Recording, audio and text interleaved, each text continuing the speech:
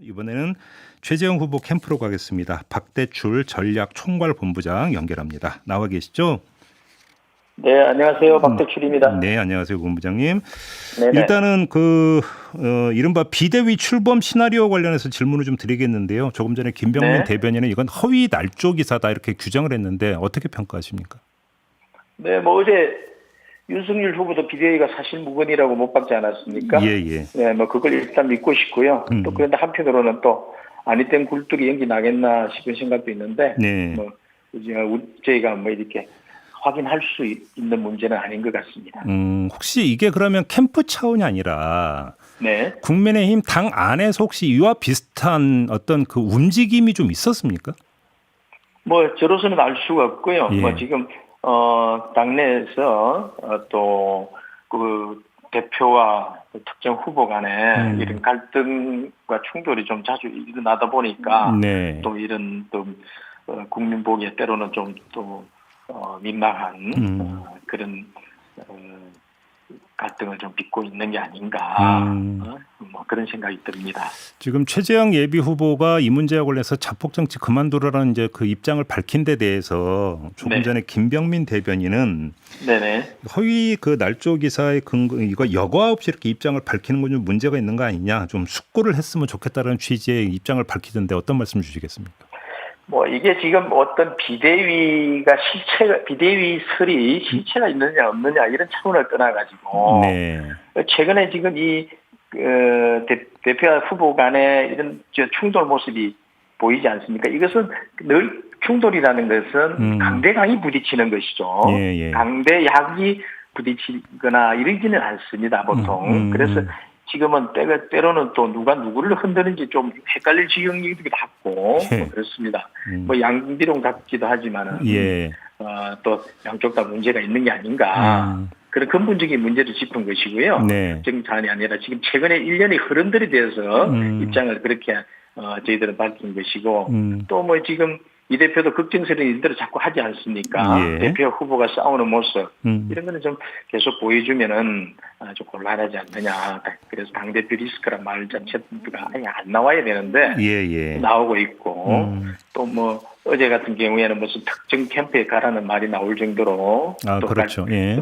갈등 진원지가 되는 측면을 부인할 수 없고요. 그래서 그렇다고 해서 말이죠. 지금 이 당대표 체제를 바꿀 수 있느냐? 현실적인 문제에서 저희들은 해법을 찾아야 된다고 봅니다. 예. 그래서 당대표 체제를 흔들어서는 정권 교체에 도움이 되지 않는다.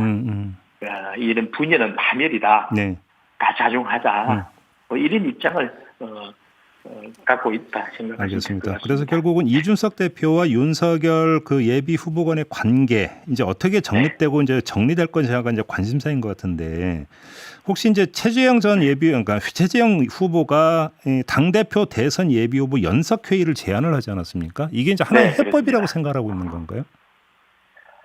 그것에 이런 지금 우리 후보 간의 어떤 우리 경선의 모습이 예. 이런 경쟁의 모습이 아니라 조금 다소 국민들 보기에 조금 민망한 어떤 갈등을 비춰지는 모습으로 보이기 때문에 예. 또 이런 연석회의를 통해서 하나된 모습을 보여서 국민들에게 어떤 희망을 보여주는 경선으로 가자. 예. 그런 근본 취지고요. 예. 또 조금 전에 또 말씀드렸다시피 또 언론 재갈법으로 불리는 언론중재법 지금 처리를 지금 이제 오는 25일 앞두고 있지 않습니까? 예. 남겨놓고 있는데 예. 그래서 그날 저희들은 또 당에서 후보들이 비전 발표회가 지금 예정돼 있습니다. 같은 날이네요. 그러고 보니까. 네, 그렇습니다. 그래서 그 비전 발표를 연계하고 예. 언론 재갈법을 이제 공동 추진에 나서자. 이를 위해서 또 연석회의를 하자라는 게 있으니까 연석회의 필요성이 예. 근본적인 필요성이 또 하나 더 제기가 된 것이죠. 필요성이. 예. 그래서 오늘 조금 있다가 8시 한 40분쯤에요. 최재형 후보가 이준석 대표를 만나서 이런 연석회의를 개최하자는 제안서를 전달할 예정입니다. 제안서를. 예. 네네. 혹시 좀 그럼 다른 예비 후보들의 좀 반응은 좀 체크를 해보셨어요? 뭐 아직 저희들은 체크하지 못했고요. 네. 저희들이 제안하고 나면은 각자 입장을 밝히시지 않나 이렇게 보고 있습니다. 그런데 예를 들어서 지금 그 이제 이제 조금 있다가 이제 선관위가 이제 구성이 되긴 합니다만 경선준비위원회 차원에서도 이제 그 예비 후보 대리인들의 이제 모임도 있고 하지 않았습니까? 근데 그거를 예비 후보 본인들의 어떤 참석하는 테이블로 올려야 된다 이런 판단이신 거죠? 그건 다른 문제죠 지금. 조금 전에 말씀드린 경준위 차원에서 어떤 후보 측 대리인들이 참석한 회의는 실무자 회의였고 어떤 비전 발표를 준비하는 과정에서 필요한 그렇죠. 실무적인 차원의 준비를 하는 회의였고요. 그렇죠. 지금 이 후보들 간의 연설 회의는 또 이 주체를 지워가지고 책임 있는 후보들이 직접 나서서 이 문제를 논의해보고 또 국민들에게 또 이 단합된 모습을 보여서 좀 더 더불어민주당 측보다는 또 과는 좀 차별된 그런 모습을 좀 보이자. 알겠습니다. 그런 취지라고 봐주시면 되겠습니다. 우리 그 의원님께서 이제 전략을 총괄하고 계시니까 한번 이 질문 좀 드려보고 싶은데요. 이 최재형 예비 후보의 지지율이 좀처럼 올라가지 않는다라는 좀 그 분석이 있던데 어떻게 분석을 하고 있어요? 캠프 안에서는? 저희들은 그 부분에 대해서 다양한 생각을 하고 있습니다. 지금 최근에 늘 선거판의 역설인데요.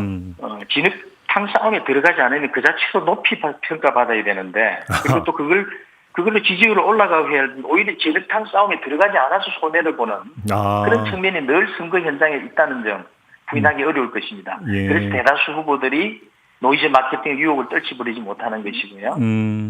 그럼에도 불구하고 저희들은 진흙탕 싸움을 자세하고 한 걸음 한 걸음 내딛는 정책과 비전으로 승부를 걸 것이라는 기본 자세를 갖고 있고요. 힘들지만은 그래도 바른 길을 가겠다는 것이죠. 이를테면은 지금 여당 같은 경우에는 명락대전이니 이런 말들이 막 나올 정도로 낯뜨거운 공방이 벌어지고 있지 않습니까?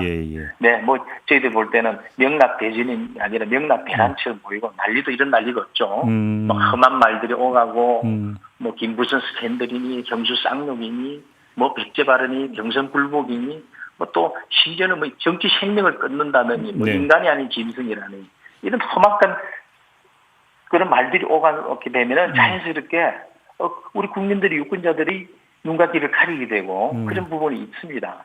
그런 데 대한 어떤 좀 상대적인 손해를 보는 측면도 있고요. 그럼에도 불구하고 우리 후보는 가족을 사랑하고 이웃을 봉사하고 국가에 충성하는 그런 반듯한 이미지 있지 않습니까? 그런 반듯한 이미지로 우리는 승부를 가겠다 이런 생각을 갖고 있습니다. 좀 이제 일각에서는 이런 분석도 있던데요. 이제 그러니까 최재형 예비 후보께서 이제 너무 이제 보수 색채를 너무 이제 강화해서 드러나다 보니까 오히려 그것이 이제 중도 외연 확장을 가로막고 있는 거 아니냐 이런 분석도 있던데 이건 어떻게 받아들이세요? 그 역시 어떤 프레임 전쟁에서 어떤 잘못된 프레임을 씌우는 상대적인 저는 선거 기술이라고 봅니다. 우리 최재형 후보는 말이죠. 지금 청년들이 꿈을 꾸고 희망을 가지고 있는 세상을 강조하고 있습니다.